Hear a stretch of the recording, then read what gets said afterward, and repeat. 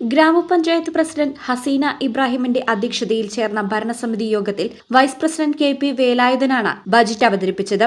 എടയൂർ ഗ്രാമപഞ്ചായത്തിന്റെ 2024-25 സാമ്പത്തിക വർഷത്തെ ബജറ്റിൽ 40,61,13,187 രൂപ വരവും 39,13,21,633 രൂപ ചെലവും 1,48,9,554 രൂപ മിച്ചവും പ്രതീക്ഷിക്കുന്ന ബജറ്റാണ് അവതരിപ്പിച്ചത്.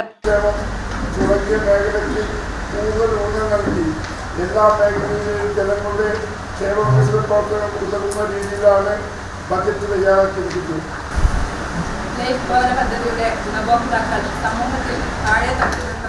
ബജറ്റിൽ സമ്പൂർണ്ണ ഭവന പദ്ധതിയും കാർഷിക മേഖലയ്ക്ക് പുതിയ പരിഗണനയും നൽകിയിട്ടുണ്ട്.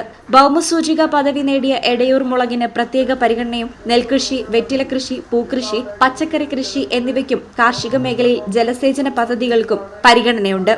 പട്ടികജാതി ക്ഷേമത്തിന്, സേവന മേഖലയ്ക്കും വിദ്യാഭ്യാസ പദ്ധതിക്കും ഭവന നിർമ്മാണത്തിനും പരിഗണന നൽകിയിട്ടുണ്ട്.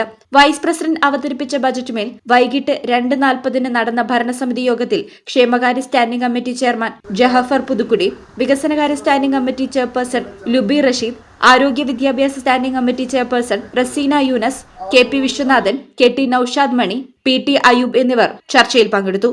ബജറ്റ് ഭരണസമിതി യോഗം ഐക്യകണ്ഠേന അംഗീകരിക്കുകയായിരുന്നു.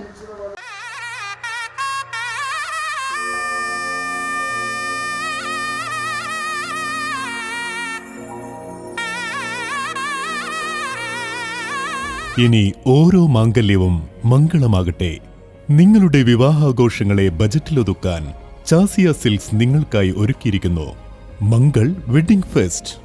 ഇനി ചാസിയിൽ നിന്നും പർച്ചേസ് ചെയ്യാം മനസ്സിനിണങ്ങും വിലയിൽ തന്നെ. പട്ടുപോലെ പവിത്രമായ ഹൃദയബന്ധം. ചാസിയ സിൽക്സ്, വളാഞ്ചേരി.